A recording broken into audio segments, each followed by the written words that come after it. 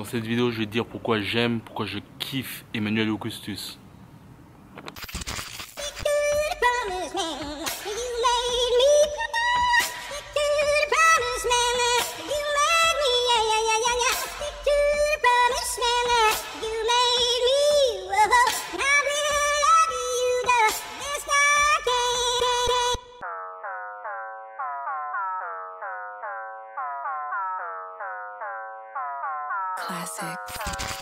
Salut à toi, c'est Chinois. Aujourd'hui, petite vidéo, je vais te parler d'Emmanuel Augustus. Si tu as l'occasion de me suivre, tu sais que j'en parle beaucoup et ce boxeur m'a beaucoup inspiré lors de mes débuts en boxe anglaise. Avant de commencer, n'oublie pas de t'abonner à la chaîne Ricans.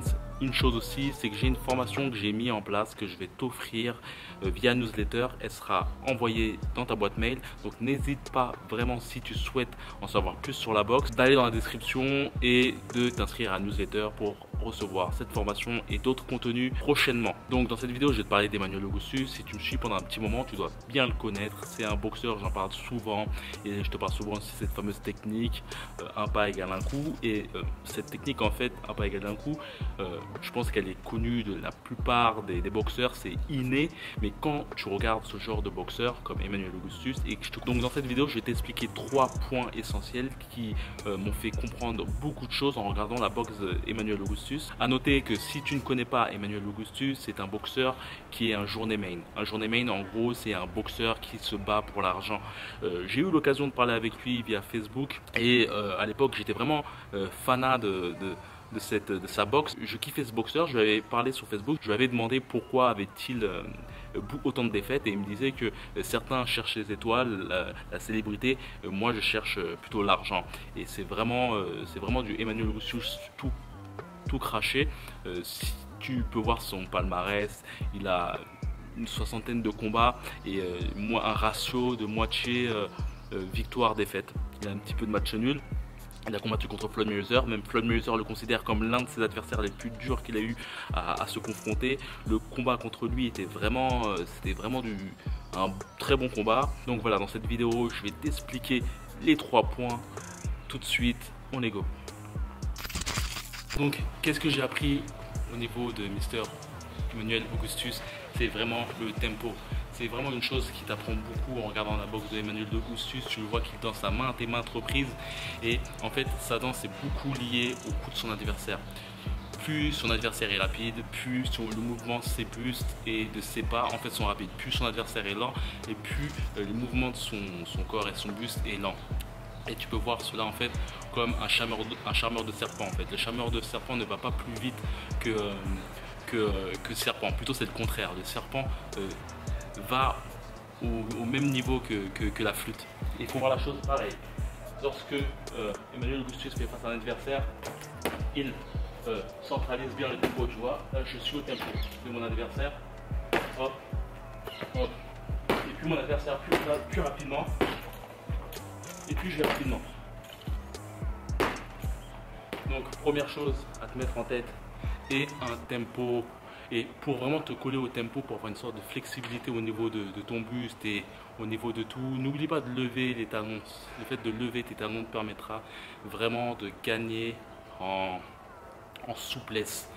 Et la deuxième chose que j'ai appris avec Mr. Augustus, c'est que pour la défense, dans la technique de défense, il n'avait pas besoin absolument d'avoir les mains levées. Je ne conseille pas forcément de baisser les bras à maintes et maintes reprises, mais parfois quand tu fais un petit sparring ou autre, n'hésite pas à baisser les bras. Ça te permettra de gagner en visuel, en vista. Ça te permettra aussi de comprendre que le fait de lever tes trapèzes ne mène à rien.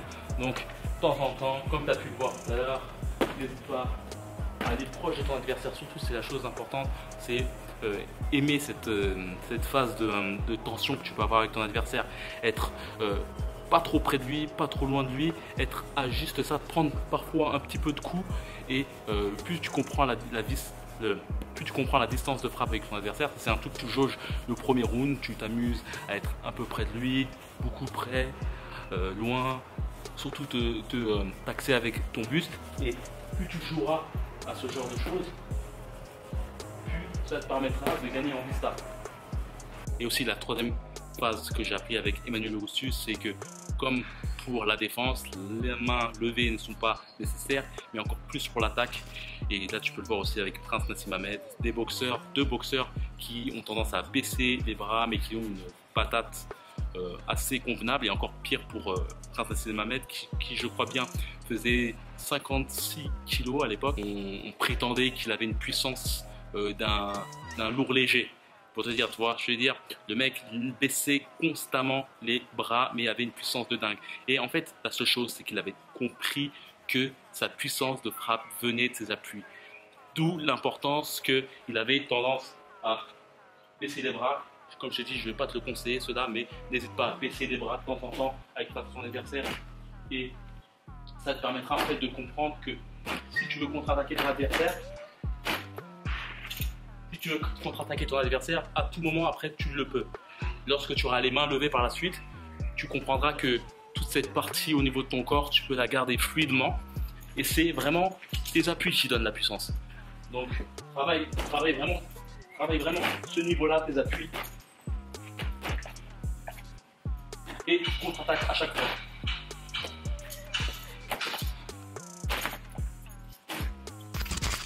Donc voilà, j'espère que tu as aimé cette vidéo. Vraiment, je te conseille vraiment de regarder ces combats, surtout un combat que j'ai kiffé contre Floyd Mayweather, tu peux le regarder, aussi contre Mickey Ward. C'est vraiment un combat de fou où tu peux vraiment voir les applications de ses coups au corps et au visage. N'hésite pas à regarder vraiment ces combats. Pareil pour Prince Nassim Hamed, n'hésite pas à regarder leurs combats. Ça permet vraiment je dirais pas de copier carrément leur boxe, mais de voir des petites choses que tu ne verrais pas sur des boxeurs classiques. Donc n'hésite pas à me dire ce que tu en penses. Dire aussi que la barre Counter Puncher est disponible dans la boutique Rican. Cette barre de frappe a pour but de te permettre de travailler autre que tes bras, mais vraiment de axer ta boxe sur les esquives, sur le déplacement, tes appuis, le fait de faire des pivots, faire des déplacements latéraux ou autres. La barre Counter Puncher est disponible dans la boutique Rican. Cette barre de frappe va te permettre de travailler autrement que ce que tu peux faire sur Punching Ball ou en shadowboxing. Donc on peut comparer aussi le travail que tu fais dessus comme du shadowboxing avec quelque chose de physique, vu que la barre tourne constamment. Il faut que tu l'esquives réellement, sinon tu prends réellement le coup. C'est un bon équipement qui sera un bon palliatif à d'autres entraînements. Le but n'est pas de te dire que cet équipement remplacera tout. Les équipements, rien ne se remplace. On peut toujours rajouter d'autres équipements et bien souvent pour les personnes par exemple qui n'ont pas le temps d'aller à la salle de boxe, c'est un bon moyen d'avoir, on va dire, son coéquipier pour faire du shadow ou faire du sparring entre parenthèses. Mais en tout cas, ça te permet de augmenter ton acuité au niveau de ton coup d'œil et surtout de travailler tes automatismes et tes habitudes. Le boxeur doit constamment travailler ses automatismes et autres, car c'est cela qui lui permet d'avoir une grande réactivité lors de ses combats. La chose qui est bien, c'est que cet équipement te permettra d'esquiver, apprendre à esquiver, mais surtout à apprendre à contre-attaquer par la suite, car cette barre Counter Puncher a besoin d'être touchée pour bouger constamment. Comme j'aime bien le dire, esquiver c'est bien, mais contre-attaquer c'est mieux, car si tu esquives à maintes et maintes reprises sans contre-attaquer, cela ne servira à rien. C'est comme faire du vent. Et l'une des plus grandes qualités d'un boxeur, c'est le fait de savoir contre-attaquer à tout moment, à chaque déplacement, pouvoir contre-attaquer aussitôt.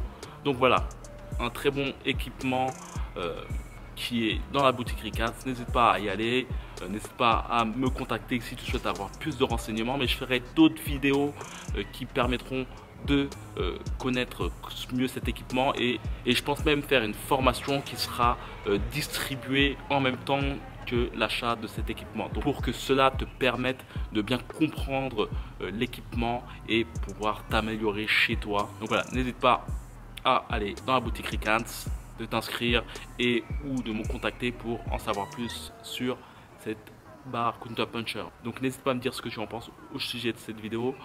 Comme d'habitude, n'hésite pas à t'abonner à la chaîne Rican. N'oublie pas de t'inscrire à la newsletter qui te permettra d'avoir une formation que je vais mettre en place prochainement, une grande formation. Donc voilà, comme d'habitude, que la boxe est avec toi. to use it when I need it and don't use it when I don't. You know, it's like, it's all in timing. You know, you gotta have timing because you don't want to get caught clowning around and then you're gonna look bad. You know, and I like to look good. Classic Emmanuel Augustus. Hold up, King Ho, I'm exactly what the fuck